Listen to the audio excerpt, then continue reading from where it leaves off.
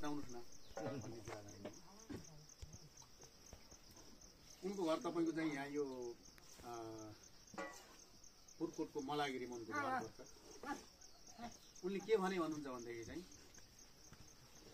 गाउँका धेरै जस्तो किसानहरू चाहिँ मैले पुरकोटतिरकालाई मैले चाहिँ उहाँदेखि के अरे स्वर्गमा मेरो भेट भयो, जो हामीसितबाट भौतिक रूपमा बिदा भएर गइसकेको छ। मैले किसानहरूलाई तपाईँको चाहिँ स्वर्गमा भेटेँ।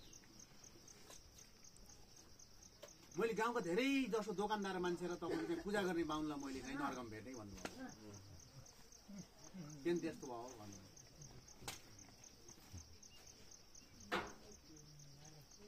तपाईँको घरमा हामी किसानको घरमा साँझ म यस्तै रौरो टेक्दै डुँडो एउटा मान्छे यो डुवाबाट उँधो झर्दैछु, तपाईँले यहाँ भैँसी दुन लाउनु भएको छ थारामा र मलाई यसो डुवामा हेर्नुभयो, कहाँ जाने हो भन्नुभयो। म खुङ जाने। कहाँ अहिले यस्तो डुँडो मान्छे खुङ जान सकिन्छ? सासौँदो मान्छे त खुङ जाने अवस्था छैन अहिले, रात परिसक्यो, मसान घाटको बाटो छ। तपाईँ त अझ डुँडो मान्छे हुनुहुँदो रहेछ। तपाईँ आउनुहोस्, यहीँ बसौँला, यहीँ खामला, भोलि बिहान उज्यालो हुन्छ, त्यसपछि तपाईँ घर जानु। किसानले यो भन्नु। यो केरा अहिले काँचै रहेछ, यदि यो केरा पाकेको भए र कोही मान्छे आए त्यहाँ त रोखम केरा पाकेको रहेछ भने टिपेर खानु नै एउटा। किसानले त्यो प्रकारको भावना व्यक्त गर्छ। ए हजुर पानी छ कि कहाँ जाने होस् भन्दा माथि म फल्लाङ जाने, जाति पानी तिर्खा लाएर हुर्को छोड्नु, मलाई पानी छ कि हजुर भन्दा बिहान पारेको मुही छ, पानी खाएर खान्छ, मुही खानुहोस् केरा। किसानले यस्तो प्रकारको गर्छ। मतलब सामान्य प्रकारका हामी मान्छेहरू आम रूपमा मान्छेहरूको सुख दुःखमा हामी सामेल हुन्छ। गाउँमा कोही मान्छे मर्छ, हामी निशर्त मलामी जान्छौँ। गाउँमा कसैको बिहा हुन्छ, बाजा बजाउँछ, हामी निशर्त गरेर त्यहाँ नाच्छौँ। गाउँमा कसैको भैलो आउँछ, रङ लाग्यो भने छेउमा गएर हामी गीत छोप्छौँ। त्यस कारणले गर्दाखेरि चाहिँ सही मन भएका मान्छेहरू, सही सोचाइ भएका मान्छेहरू, जसले समाजलाई सकारात्मक योगदान दिन्छन्, आम मान्छेहरूलाई तपाईँको सेवा गर्छन्, मान्छेको सुख दुःखमा सामेल हुन्छ, त्यही मान्छे स्वर्गमा जान्छ। मैले भने दोकानदार किन नर्गमा छ, बाहुन किन नर्गमा छ? बाहुनले त तपाईँको चाहिँ यत्र 13-14 दिनसम्म हामीलाई 16 जाने कुरा सिकाइरहेको छ। उनले भने गौदाना 5 रुपियाँ हाल्ने ठाउँमा तपाईँको चाहिँ 50 रुपियाँ हाल्न लगाइदिन्छ होइन। भूमिदानमा तपाईँको चाहिँ एउटा हाल्नेमा चाहिँ अर्को हाल्न लगाइदिन्छ होइन। त्यस कारणले गर्दाखेरि तपाईँको चाहिँ बाबुराम पण्डित अघि गइसक्नु भयो यहाँबाट। बाबुराम पण्डित मेरा पनि पण्डित हुन्। हामीलाई डोरो बाँध्न, हाम्रो नाक नाच्न, सोमा हाम्रो गाउँमा कोट पूजा गर्न बाबुराम पण्डित खुङ जाने गर्छन्। अझ हामीले खुङमा त्यो स्तरमा बाहुन नभएको कारणले गर्दा हामी बाहुन यहाँको बाहुन हामीले त्यहाँ बाहुन मानेको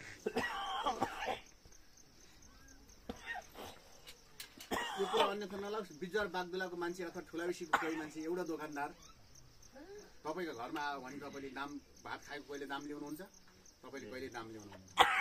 झालमा फलेको काँक्रो चाहिँ ल साउजी खानुहोस् भन्दा आफूले तितेतिरको खाएर उसलाई मिठेतिरको तपाईँले काँक्रो दिनुहुन्छ। आफूले मुही खाएर उसलाई हल्लाएर तपाईँको चाहिँ ठेको हल्लाएर दही बाक्लो चाहिँ दही टाउकोलाई खानिदिनुहुन्छ। तर तपाईँलाई साउले कहिले ए यहाँ आइज त तेरो टाउको नाङ्गे रहेछ, त्यस कारणले गर्दा एउटा टोपी लाएर जा भनेर कोही साउले तपाईँलाई भनेको छ? तपाईँलाई कसैले भनेको छ? बागदुलामा होटल गर्ने मान्छेले कसैले तपाईँको चाहिँ ओहो त तपाईँको चाहिँ कृष्णनगर आउँदा आउँदै तपाईँको चाहिँ देशीले तपाईँको सुई लगाइदिएर त्यसलाई दाम लैदिएछ त भोकै रहेछ। त्यहाँको अरू मान्छेको कुरा गर्छु, यहाँ सिकाएर हस् पाकेको छ, यो खाएर जा, अहिले तँलाई पूजा जाने जिप चढाइदिउँला। बागदुलाको कोही होटलवालाले यो भन्छ? भन्दैन। भने पनि कोला भन्छ भनेदेखि म गाउँको वडा अध्यक्ष छु, मैले कोही चिया खाएँ भने वडा अध्यक्ष पर्दैन, चिया खाएको दाम तिर्न पर्दैन भन्छ। तर जसको तपाईँको चाहिँ जिपमा आउने भाडा छैन उसलाई बहुत जस्तो भाडा हुन्छ, चिया नखाएको दाम नतिरिकन जा भनेर भन्छ कसैले? भन्दैन। त्यस कारणले गर्दाखेरि मैले भन्न खोजेको, हामीले भन्न खोजेको कुरा के भन्दा घुमाइ फिराइ जसले समाजलाई योगदान गर्छ, जसले मान्छेका जुन मान्छे अरू मान्छेका सुख दुःखको तपाईँको चाहिँ मेलोमा बाटोमा सँगसँगै हुन्छ, तिनी मान्छेहरू नै स्वर्ग जान्छन्। स्वर्ग जान्छन् भने तिनी जिउँदै स्वर्ग जान्छन्। गाउँमा कोही मान्छे मर्छ, कोही मान्छे मरेपछि कैयौँ मान्छेहरूले भन्छन् ओहो मरेछ, ठिक गरेछ यार, फल्नालाई सतातो फल्नालाई सतातो फल्नालाई त्यस्ता त कोही मरे पनि हुन्छ, कति जन्मिन्छन् कति जन्मिन्छन् त्यस्तो गर्छ। तर कोही गाउँमा मान्छे मर्छ, सारा गाउँ शोकमा हुन्छ, सारा मलामीको लर्क हुन्छ, धेरै दिन मान्छेहरू तनावमा हुन्छन्, धेरै दिन मान्छेहरू पीडामा हुन्छन्। ओहो त्यो मरो अब सामुदायिक हाम्रो सामुदायिक वनको गति के हुने होला, हाम्रो बाटोको गति के हुने होला, हाम्रो स्कुलको गति के हुने होला, हाम्रो रूपमा तपाईँको चाहिँ भैलो खेल्दाखेरि तिहारमा त्यसले भट्टाउँछ, अब कसले भट्टाउने होला। तपाईँको चाहिँ कसैको घरमा अत्तो आपत पर्दाखेरि सबभन्दा अगाडि त्यही पुग्थ्यो। त्यस कारणले अब त्यो ठाउँमा को जाने होला यस्तो प्रकारको चिन्ता हुन्छ। त्यस कारणले गर्दाखेरि चाहिँ म अन्तिममा यहाँहरूको बिचमा यो हाम्रो बोल्ने पेसा भएको कारणले गर्दा कसैले यस्तै गरेर कुरा सुनिराख्ने हामी बोलिराख्ने हो भनेदेखि यो दिन रात पर्सिसम्म पनि हामी बोल्न सक्छौँ। त्यस कारणले गर्दा हाम्रो पेसा त्यस्तो प्रकारको पर्छ। त्यस कारणले गर्दाखेरि म यहाँहरूको बिचमा अन्तिममा के कुरा भन्न चाहन्छु भने यहाँ थुप्रै युवक साथीहरू हुनुहुन्छ। कहीँ हामीभन्दा तपाईँको चाहिँ उमेरले पाएका भएका साथीहरू हुनुहुन्छ। युवकहरूमा अझै पनि गर्ने दिन छ। हामी अझै डाँडामाथिका जुन के अरे घाम भइसकेको छैन। हाम्रो दिन उमेर यस्तै अहिलेको जस्तो चर्को घाम छ। त्यस कारणले गर्दाखेरि हामीले समाजमा अझै गर्नुपर्ने, हामीले समाजमा लगानी गर्नुपर्ने, योगदान गर्नुपर्ने, पसिना बगाउनु पर्ने थुप्रो समय हामीसित बाँकी छ। त मैले जति गर्न सक्छु त मेरो बाबुले त्यो गर्न सक्दैन। मैले चाहिँ यहाँहरूले जति गर्न सक्नुहुन्छ यहाँले चाहिँ त्यति गर्न सक्नुहुन्न। त्यस कारणले गर्दाखेरि हामीले पोजिटिभ थिङ्किङ मतलब सकारात्मक सोचाइका साथ सबै मान्छेहरूलाई चाहिँ सही प्रकारको व्यवहार, सही प्रकारको तपाईँको चाहिँ अरूमाथि दृष्टिकोण अप्नाउनु गऱ्यौँ भनेदेखि चाहिँ हामीलाई सबैले राम्रो मान्छन्। हाम्रो योगदान पनि समाजमा काम लाग्छ।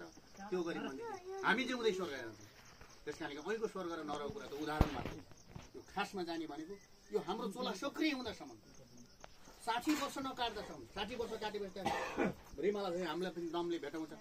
तपाईँको चाहिँ मेरो यो खुट्टो भाँचेको छ, 1.5 महिनापछि म सन्छु त हुम्ला। तर आजको 15 वर्ष पछाडि जब म बुढो हुन्छु मेरो खुट्टाले फङ्गाल्न हुन्न, मेरो खुट्टाले हिँड्न हुन्न, मलाई डुल्न हुन्न, म ओछ्यानमा पर्नुपर्छ, म त्यही खाटमा बसेर काँसी राख्नुपर्छ। त्यस कारणले गर्दा त्यस बेला मेरो समाजमा केही योगदान दिनु। त्यस कारणले गर्दाखेरि यो उमेरमा साथीहरू एउटा त्यो बाटो हिँड्नुपर्छ। म यति कुरा यहाँको बिचमा राख्दै जुन चाहिँ रिमागिरीको चाहिँ एउटा चाहिँ अलिक छिटो नै उहाँको चाहिँ निधन भएको छ।